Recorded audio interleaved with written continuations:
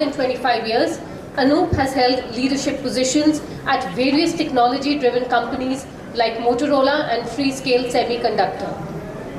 An entrepreneur at heart, he is a CFA charter holder and a trustee of Anahat Trust, a charitable institution that supports projects related to the environment, education, and healthcare. With a curious mind and a passion for perfection, he enjoys. Our next panelist is Mr. Nishchay Ag.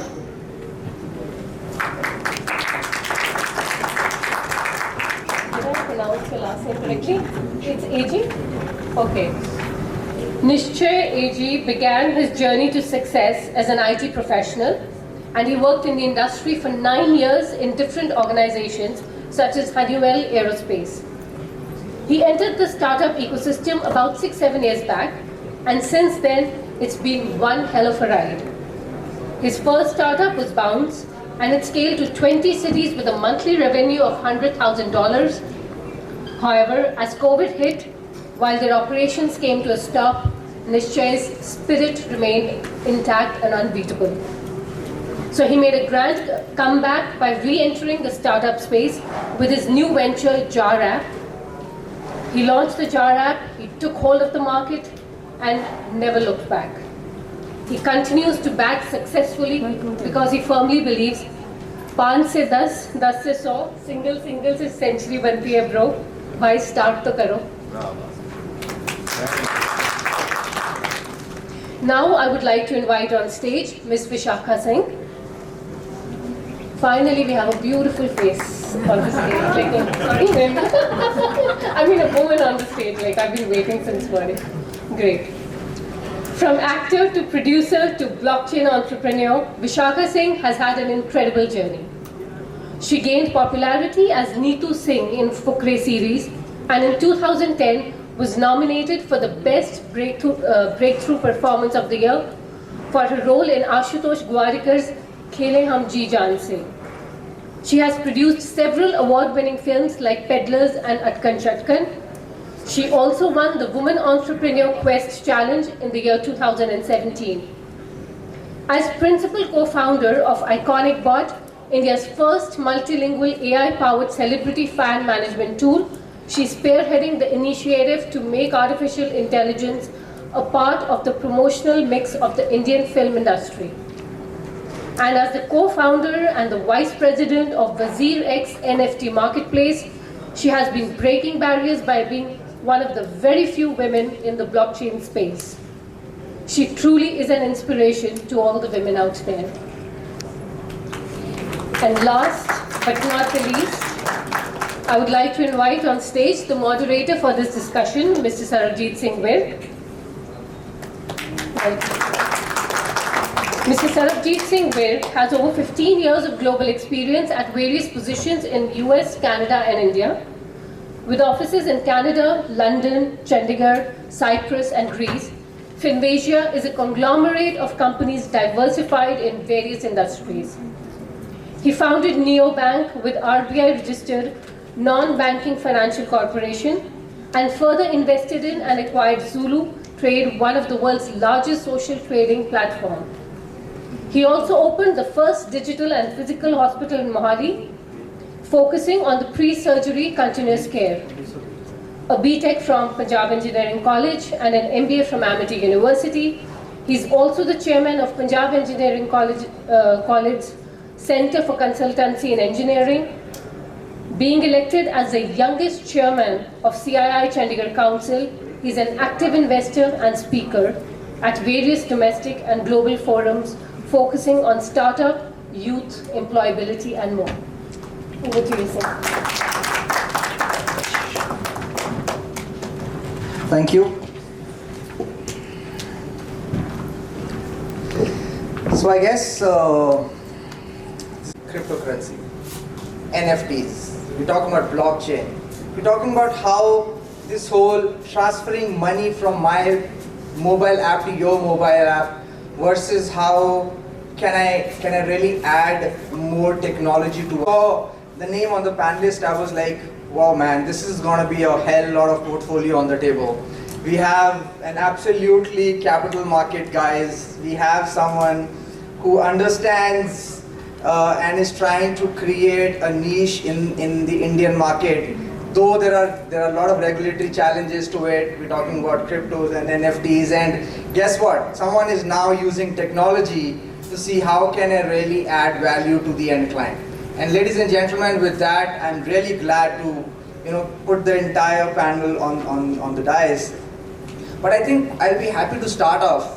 When we say someone started the past, present, and future, and I started really doing some homework, and it's like, okay, what is the past, present, and future of fintech?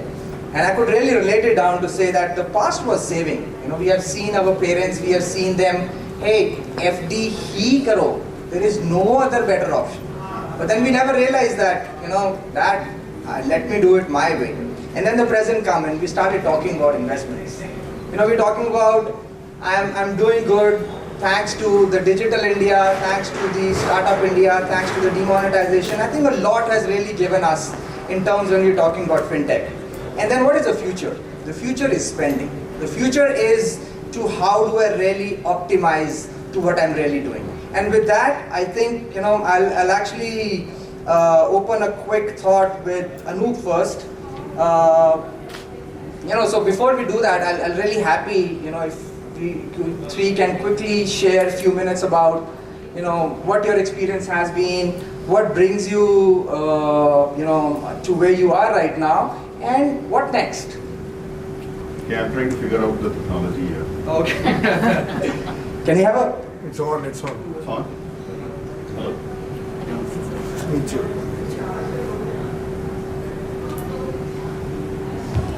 Sorry, while I was trying to figure out the technology, what was your last one? Yeah. So the question was, and again, I think everybody is more keen to know what you have done so far. Though I know there was a quick, brief introduction, but predominantly the fintech element was missing to it. So let's understand what that fintech element and what brings you here and what next. Sure. So thank you for the kind introduction and thanks for the panelists. Thanks to the panelists and look forward to contributing today.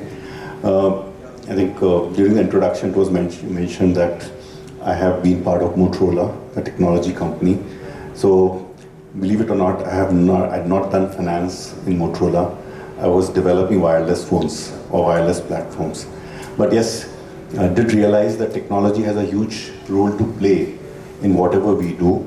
And till 2009, I was part of Motorola Freescale Semiconductor. I'd spent some time abroad also. Then decided that I wanted to change my career from technology to finance. And more so, I would say, more like a combination of technology and finance. Because in 2010, when we started Mitras Financial, it was very clear that technology is going to play an important role in scaling up finance or how we deal with money going forward. So that was kind of the genesis of how it started.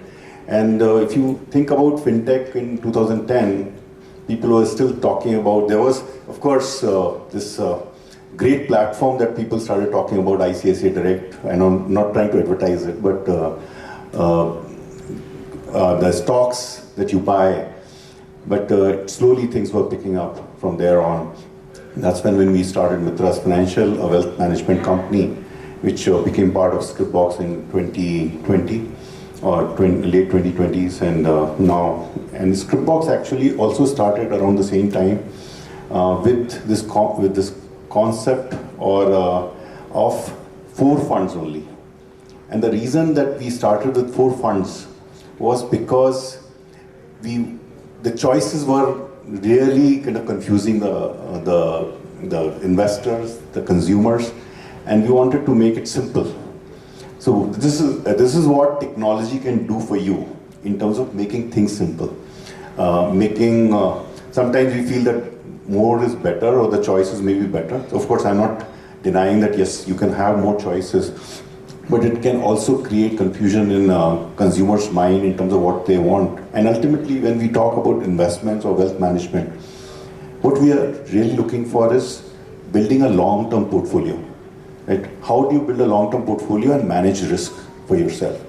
So what it does is that when I understand your risk profile and I offer those 4 funds or select funds according to your risk profile, I'm trying to make sure that you are invested for the long term and you're not getting confused with a lot of the funds availability. So we started like that. Of course, we made all the funds available later on, and we started with mutual funds, and now our platform has grown to offering stocks, US stocks, other asset classes, whether it's FDs, gold bonds, etc., to make sure that it's like a whole plethora of products are available on the platform, and customers can make their choice with the asset allocation that they need or they have or they should have for according to their risk profile. So that has been the journey.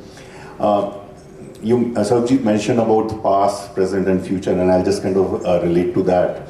Past, yes, it was fixed deposits, insurance, and LIC IPO is about to come. We all, I'm pretty sure some of you may be very young to know this or maybe not experience this, but LIC has been ubiquitous in India, right? And has been a one investment kind of option or very prevalent investment option, and the IPO is going to come now. We used to do paper investments, right? So some of it may seem like, which was it some dinosaur age we were talking about, but that's how it used to be. And mutual funds used to be invested with papers, right?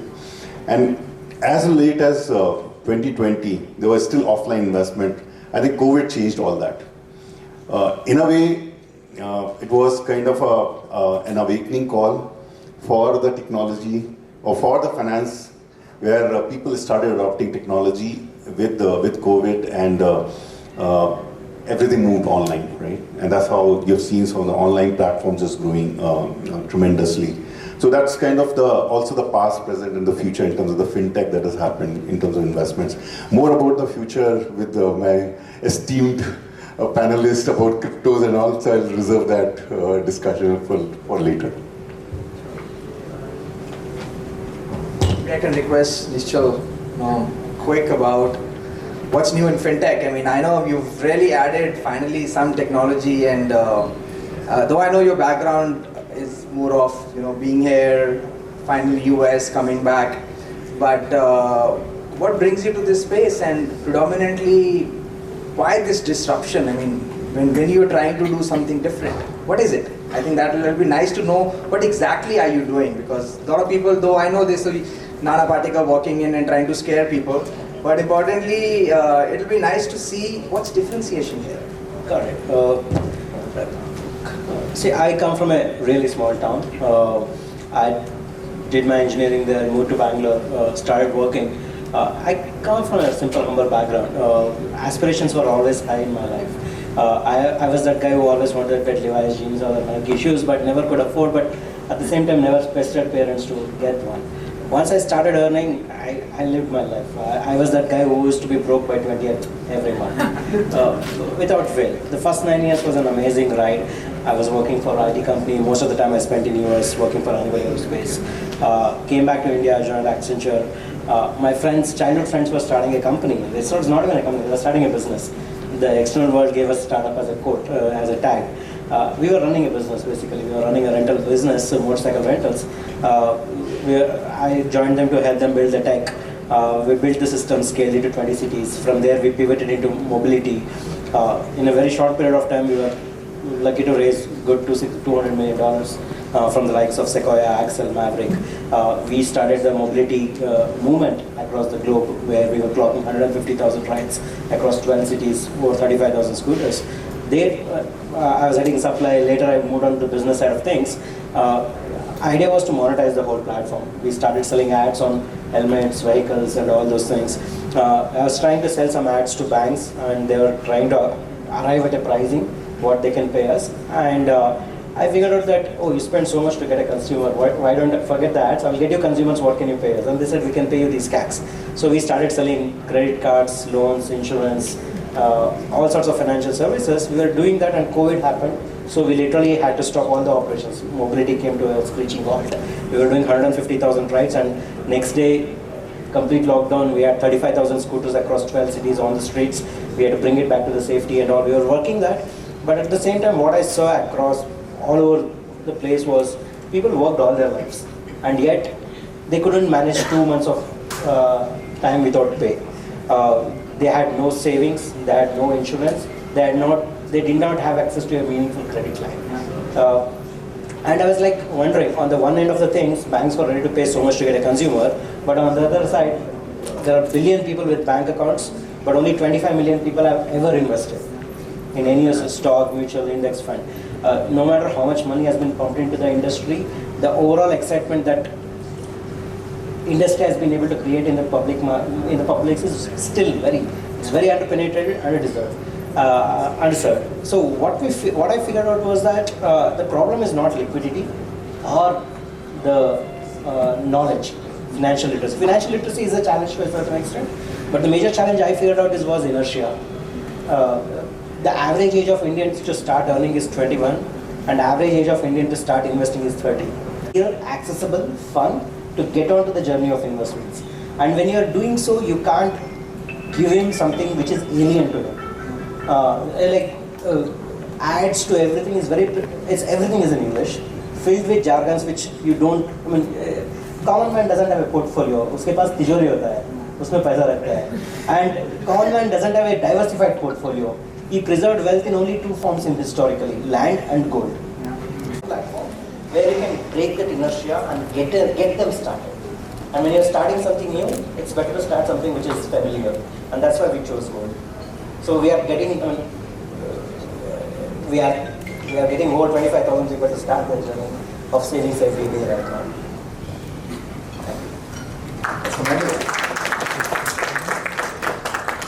All right, so and I think that's where the whole beauty of fintech comes into picture. That not only the industry has evolved, but I think the technology has evolved as well. And that's where we are trying to understand that there are already two options. World eventually got into this whole digital crypto space, and now we are talking about the second level of evolution is the NFTs.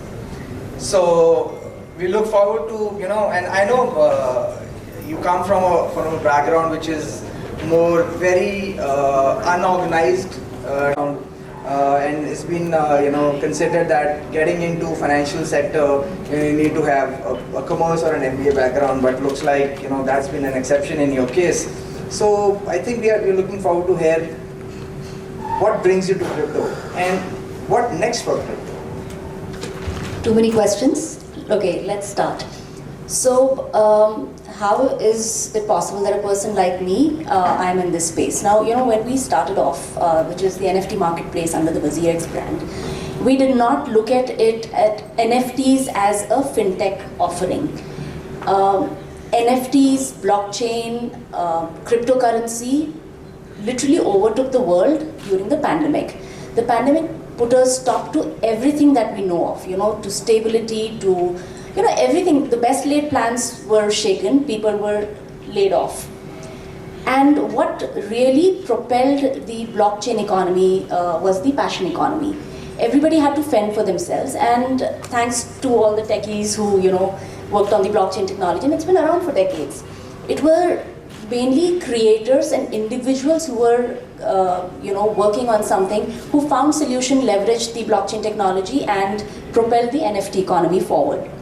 Now, how am I in this space? Well, I have been an actor, I have been producing films, and I have been into the startup ecosystem for the last 5 years. And one thing that is common to all these three sectors is community, audience, the person who's going to buy your ticket, movie tickets, right? So community is key in all the sectors that we're working in. And I have been working on IconicBot, which was the first celebrity chat tool.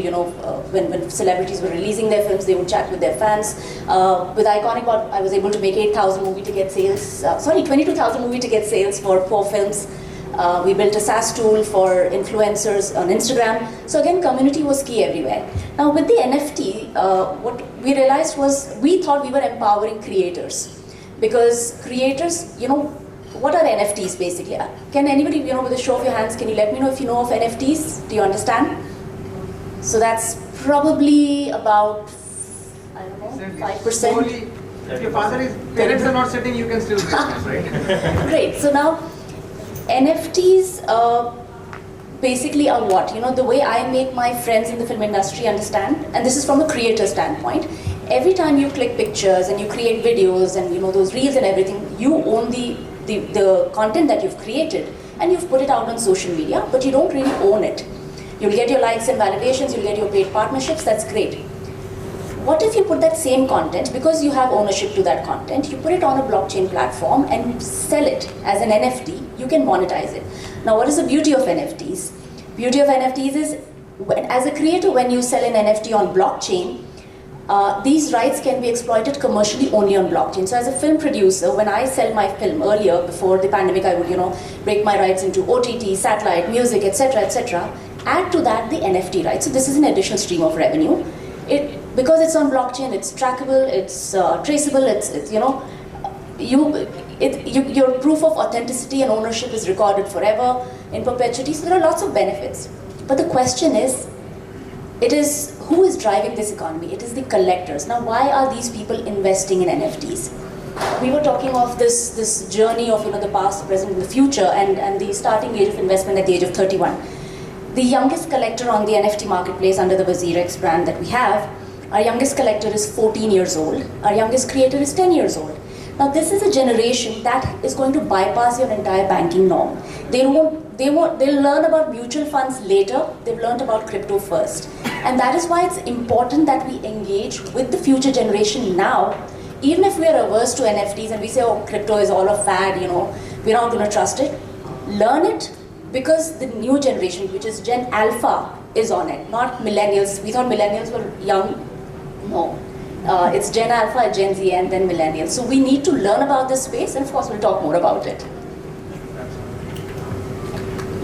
Thank you. So over to you, Anoop, and I'm probably just quickly adding up to it because that's where we say let's not put all your eggs in the same basket, and that's where it'll be nice to understand that you're talking about new age investments, right? And so crypto is no exception to it. But when you are looking at investors, you're looking at advisors, you're looking at a platform where they say that this is something more regulated, this is something more acceptable.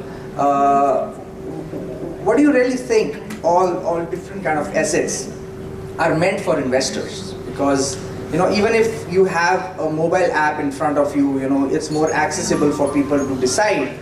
But what do you really advise to all these kind of investors, especially who are more on the crypto side? And how do you really compare it with the whole mutual fund thing? Yeah, so I'll be kind of a little controversial also maybe here. So I'll just pick up from what Nishchay mentioned. So he said that he was broke by the 20th of every month, and I said, we would have done financial planning for you, right?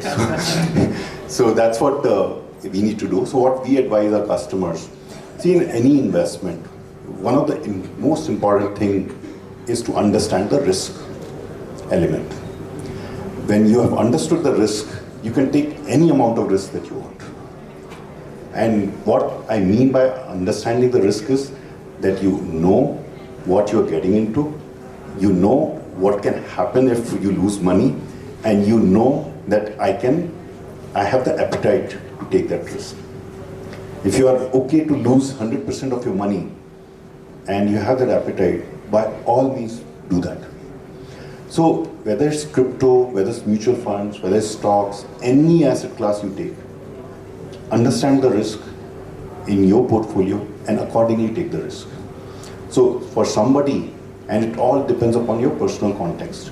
So for somebody, for example, if you have to, see, why do you need money? You need money for certain end, right? You need for certain goals, for your lifestyle and things like that. And you need to plan for that. So when you plan for all that, make sure that money is available when you need it, you have no liquidity constraints, and you have the money when you need, your goals can be met. And then if you feel that you can take the risk on something which may be volatile, because that's what cryptocurrencies have been. That's the fact. By all means, take that risk. And that's actually in any innovation, there's bound to be more volatility. It's bound to happen. And there will be always early adopters, right? So there will be early adopters, and for innovation, for things to progress, it has to be there. So but that doesn't mean it is for you. So like I said, I'll come back to it again. Understand the risk and take those risks, manage the risk, and take that risk if you can afford it, right? So what we advise our customers or investors is always about risk management. Create an asset allocation, understand the asset class, and we understand their risk appetite, and accordingly advise them on whether it's mutual funds, stocks, PMSs, AIF, gold, right? So Nisha was talking about JAR, the gold, right? And even real estate, right? Real estate from liquidity perspective may not be liquid. So, and then crypto. So we don't advise as such cryptos. We don't make it available on our platform because I personally may understand how cryptos work, how blockchain works, how NFTs work, but I do not understand the risk completely. And whatever I don't understand completely, I will never advise to customers, and I will not invest in it. So it's just my kind of personal thing. So that's what I would advise investors. Sure. That's what I love about the panels, because everyone is from a different background, so it gives me a more option to be at times diplomatically controversial. But again, coming to part of how this fintech has evolved, right? So I understand there was a world when we were doing a lot of physical work. There was a FD as well in back days, physical coming and our parents walking to the bank and saying, "Hey, meri FD ban gayi kya?" And he's like, "हाँ sir, चाय पियो 10 minute में बन जाएगी." And how that world has transformed, and now the FDs are made digital, right? I mean, you don't even have to go anywhere. And talk about opening a bank account is like, baby's cakewalk. So I think it is important to understand from you predominantly, because you are actually adding technology to this whole aspect, right? So I understand as a product, you look forward for investors to, have a piece of what they are either spending or saving or their daily transactions, and then you are advising them to create a portfolio on top of it. So how this whole fintech thing has really come into your picture, because you are actually using more on payment transactions, third-party gateways, API implementation. So how is your fintech implementation experience has been when we're talking about Indian market? To be honest, the fintech has come a really long way over the last 10 years. Probably it wouldn't have been possible for me to even work on this platform and scale it in such a rapidly. We have over 7 million users in less than 1 year. We couldn't have done it if the fintech has not literally catapulted and reached here where we are today. The way we are looking at this, we will use technology for getting people to start and helping them navigate the entire financial process. It's very intimidating, it's pretentious at various levels. The ads are very intimidating at every level.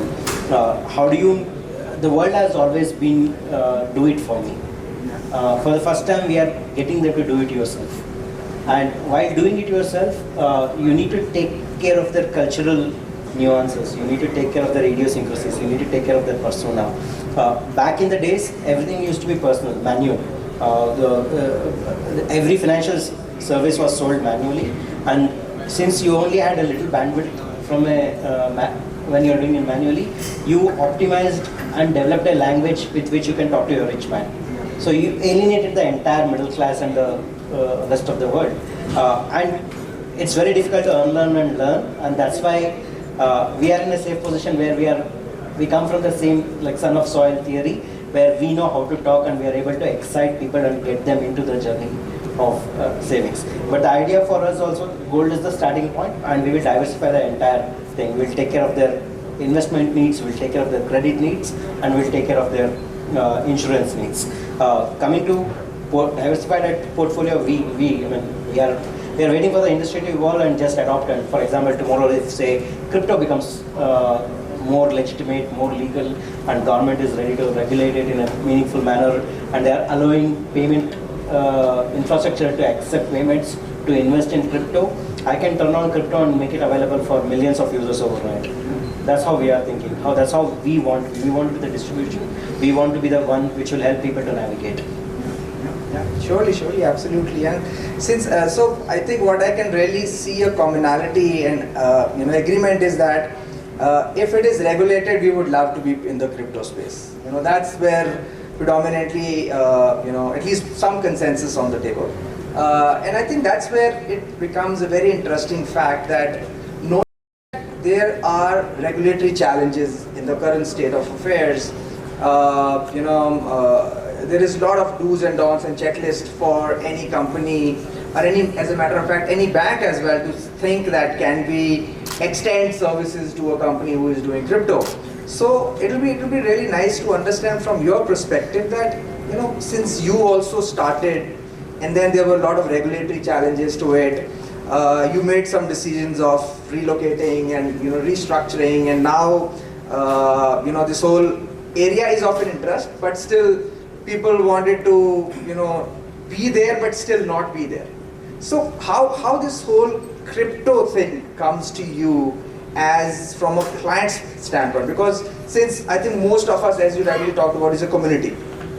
So I firmly believe that your community is also giving you a lot of inputs and trying to understand that how do you really evolve. So it'll be nice to see that how the crypto within the organization has evolved. What were you thinking back when this whole thing came into India versus where you are right now, and what next in the crypto space? And I think it'll be nice to see what's your regulatory experience has been, if there was any.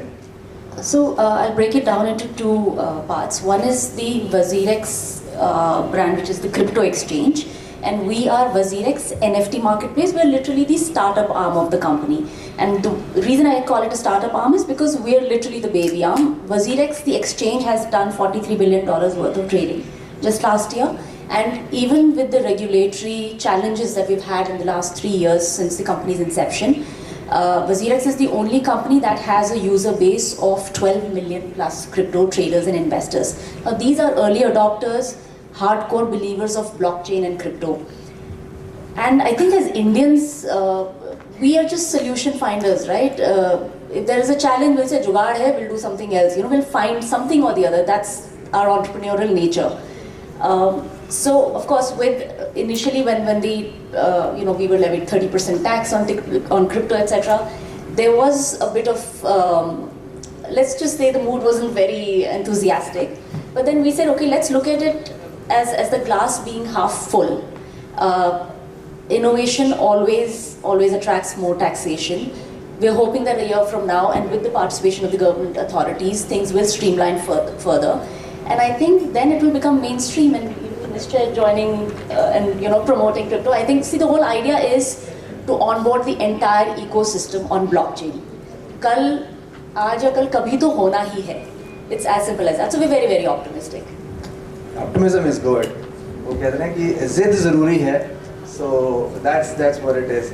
I think I'm just going to quickly change the mood a little here, and since Chandigarh.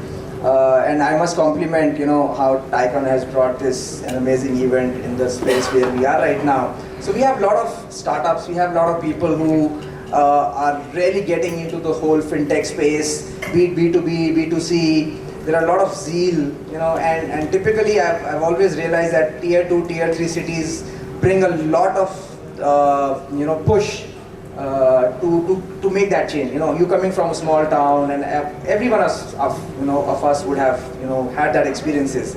So I think I personally as well would really like to understand that, maybe two sub questions. First, why did you raise capital? And second, what is your one learning from raising capital? See, the market that we are going after is quite large, quite intimidating. And it's a wild, wild west moment. As I was telling, there are a billion people with bank accounts, only 25 million people investing.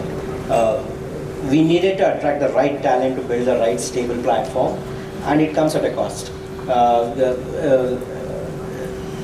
And apart from that, you need to see, the challenge has always been with distribution of the products. And for distribution, we need to spend a lot on marketing, education, attracting the right, getting the right people on the table, sending out the message in the right manner. India is a diverse country. We speak 30 plus languages officially. So same like English or Hindi will not cut through. So for that you need a lot of firepower, and money gets you that. And when the market is large enough, when the opportunity is large enough, capital always flows. And on top of that, if you are building with the right intention and if you bring the right passion to the table, it's quite evident in the work that you put up there. And capital simply flows. I mean, doesn't matter what the market is, good times, bad times, and whatever it is, good work, good team, good intention, and good market will always attract capital. That's what we understand. We started in the peak of the pandemic. We never had an office. We are always remote. We are 100 plus team members. We have been able to attract some of the best minds from all over the country, all over the world. We have Stanford grads to Columbia grads and all working for us. Getting this talent as a cost, and that's where capital comes in. And one learning from the raising capital. We became more articulate about how do you present the problem, because you may be, I mean, there is a lot of financial literacy bias, right? I still remember I was pitching to one of the investors that this is what we are thinking, this is how gold, like, किसी को invest करना है तो gold ETF में कर लेगा, why gold? And like, I've been investing since some time, and I learned about gold ETF when I got into this business. It's too much of a financial literacy bias. And I told them that, okay, we are going to, what is next step in the process? I said, we'll offer loans. They said, you are telling, on the one hand, you are telling that you are going to help people to save, on the other hand, you are telling you are going to give a loan. Is it not contradicting to each other? I said, no. I come from small town. I see the need of loans because, say, you have savings for now. You have seen some unforeseen expense coming up. If you don't have a line of credit, you are going to dip into your savings. Your savings should be kosher. And for example, it's 20th of the month, you're out of cash. You should use your card to get by the rest of the month. You shouldn't dip into your savings every time. Every 20th of the month, you can't be breaking your mutual funds. So that's why credit is very important. That's how we look at it. Sure, no, absolutely. And when we talk about investments, so, there is something which comes, and for a noob, I guess, Scriptbox started offering a lot of products. I know there is a goal-driven, investments. There are a lot of other ways, and you come from an investment background as well. So just trying to understand that, since Scriptbox is offering so many investment opportunities, how should one really evaluate, and that needs to be from the audience perspective, in the sense, we are young guys who rarely got access to money, who are more keen to use mobile applications to do investments, who don't want to go to banks and say, hey, please do this for me. We want to do it right now, right here. And that is where I think the important element is that when the product evolves, when you started versus where you are right now, so, how should one really evaluate where they should invest? And I think the next one, which is more of your interest, is that when should they exit? Very, very pertinent and very good questions. So of course, where should you invest?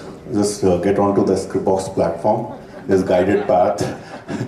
We'll tell you what recommended funds you should invest in and what are the non-recommended funds. We'll also analyze your portfolio.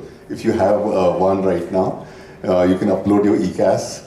And so I'm not marketing Scriptbox, by the way, but that's the simplest. You already did.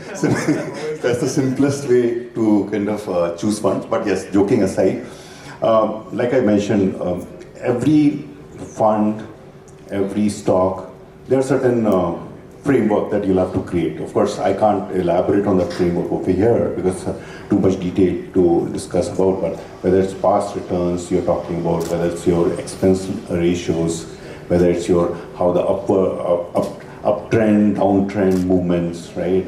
Different trainer ratios, sortino ratios. So all those are like more technical terms. I don't want to bore you with those.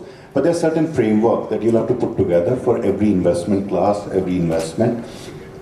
Not only that, you have to analyze the investments, decide. We talk about diversification, by the way. So I'll just touch upon that a little bit. diversification, and there's a difference between diversification and over diversification. Okay, so there's a theory, or there's not a theory. There's kind of a mathematical, I would say, proof also. If you invest more than 20-25 stocks, you will not get any benefit.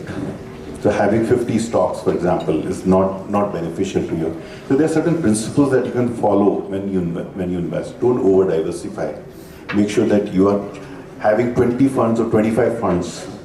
It's just going to add clutter. So make sure that you do not have a cluttered portfolio. You do not over diversify. You diversify between asset classes, and you do not invest in the same kind of fund or different two funds with different names but same underlying. So it's like same wine in two different bottles. Okay, so you have to look at underlying investments of mutual funds, what stocks they're investing in. So that's something that you have to kind of make sure that you do that. What was your second question? Sorry. When should you exit? When should you exit? That's exactly what we tell our customers, right? It is very easy to enter, very difficult to exit. And there are only 3 principles that we follow. Number 1, you have to rebalance. Your asset allocation has gone out of whack because market has gone up or gone down. So rebalance.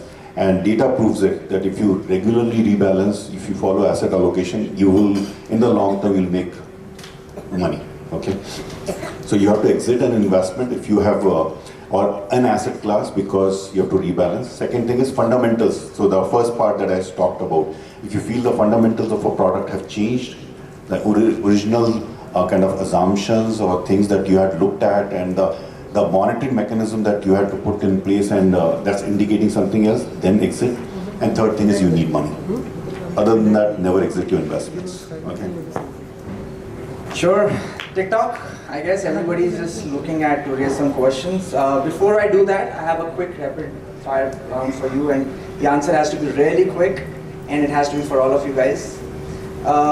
When is the first investment you did and why? I did the first investment in LIC, and that was because my father forced me to do it.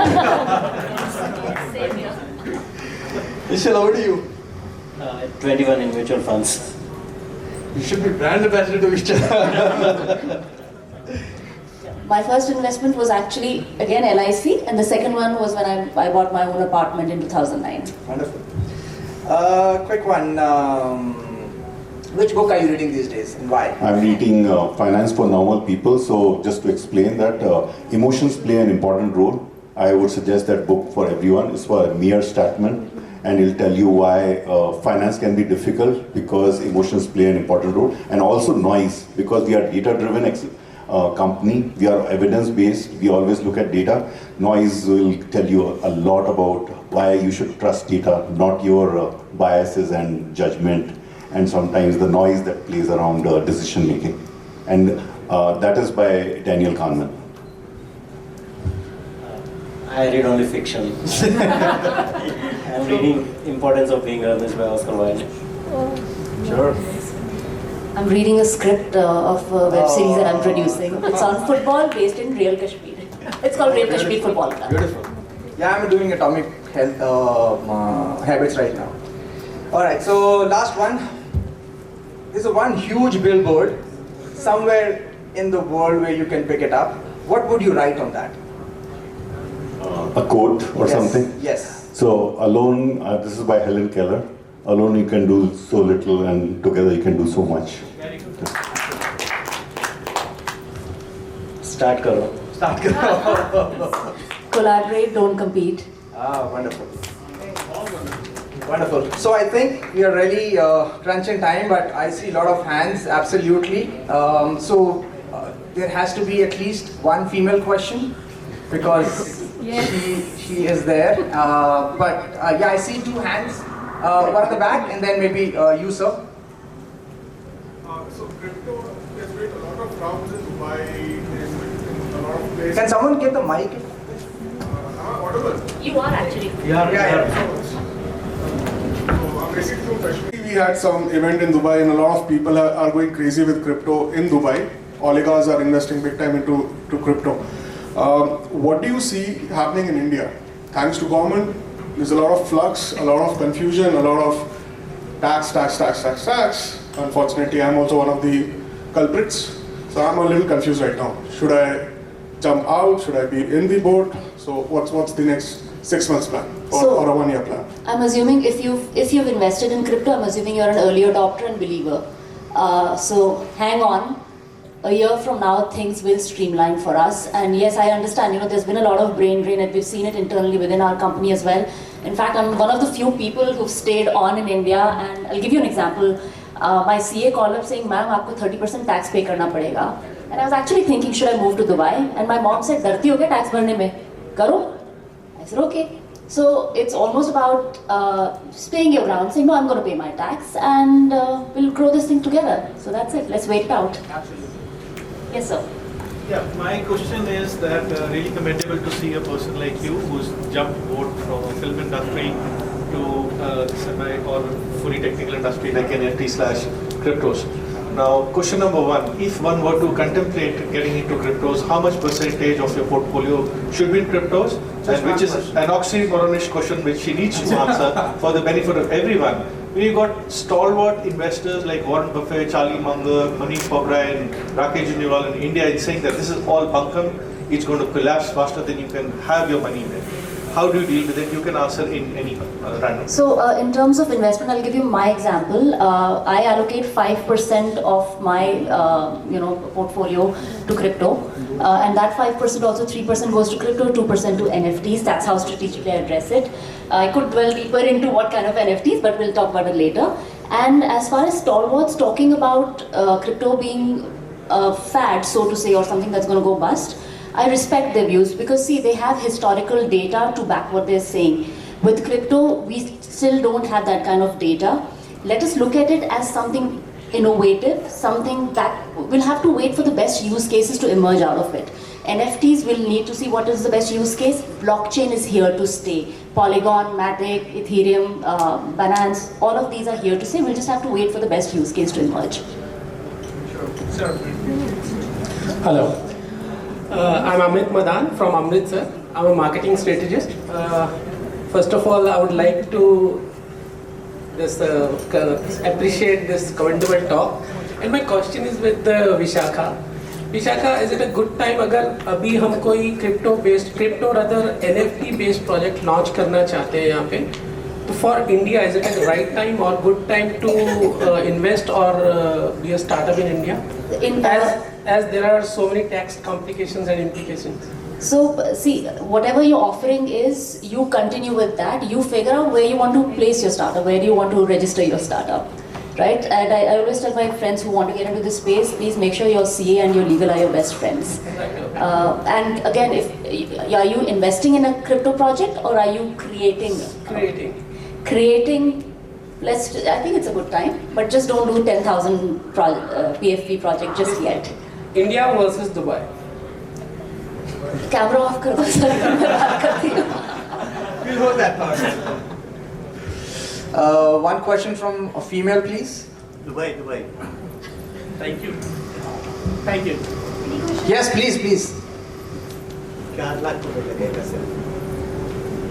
Hello ma'am, my name is Shreya. Firstly, I admire you a lot. Ma'am, my question is want to understand this area. I'm a completely new buy, but I want to initiate my journey into crypto. Sure. So thank you for the question. Sector. Women participation in the workforce is at around 19 or 21% overall in India across all segments. Some industries do see higher participation. Women participation, if I'm right, in fintech is at 15% or 12%. More? Well, I don't know. That's what I've heard. Crypto, I believe it is at 15%, but in the NFT space, it is at 21%. I'll also tell you that when I started investing in crypto last year and NFTs, I got so interested because I started making profits and I said, what else is out there? And that piqued my interest further into the other asset classes. Now the key here is to forget this is male dominated, because forget that, that's irrelevant in the startup ecosystem. We have internet, we have smartphones, and that's it. You've got knowledge at your fingertips, so just be fearless. That's it. Learn. That's what the pandemic has taught all of us. We've all learned things. I mean, I've learned about crypto on my own, So if I'm sure you are younger than me, you'll definitely have more of a risk appetite. One last one, please. Rest of the people, हाँ कुछ तो हो रहा है. They're happy at this moment. Like कुछ नहीं कर रहा था. I was not saving anything till now. Finally, I have some savings. There are users who have saved over 7, 8, 9 lakhs in less than 5, 6 months on the platform, and they actively participate. They keep track of the prices and they continuously invest. As and when we move, we are diversifying the asset class on the platform, and we'll give more opportunities for the users to invest. The first and foremost agenda for the year one was to break that inertia of not doing and get them to do. And second thing is how to make sure that their savings are secure by giving them a line of credit. And also how do we help them diversify their asset classes slowly. We will develop different cohorts and cater to those cohorts based on the needs. And again, we are a distributor, we are not into construction or anything. We have good friends in the industry and we are plugging in their products to sell their services on through us. Wonderful. Spare your time. A nice round of applause is just going to make them more happy. You can do it better. Let's try more. Let's be a little louder. Everyone.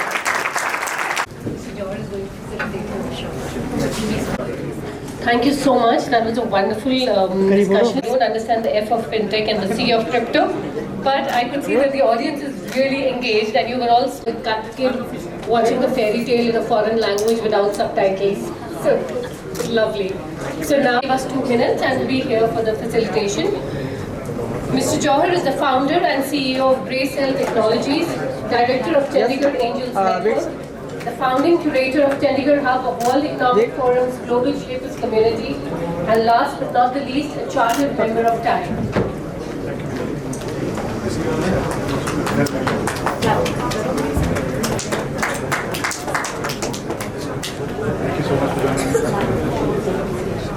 And Sarojit, fantastic. Yes, sir. Thank you very much. Thank you.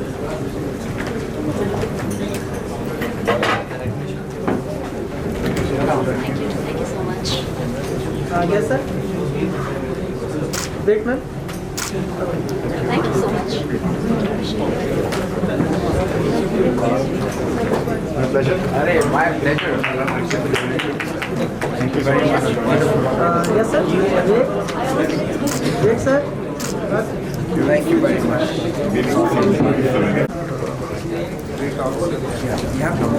There are other panelists who are about to come, maybe we can go that side. No, I said yes, touch base. Yeah, we're on that group, right? So Thank you very much. Thank you. oh, just please. Sure, please. I can order. It's just really slow and responding. That's why. Not the right time to ask so many things. Thank you so much. Thank you. Do we have all the speakers here? We have third period. We have everyone here. We have everyone here? Yeah. Okay.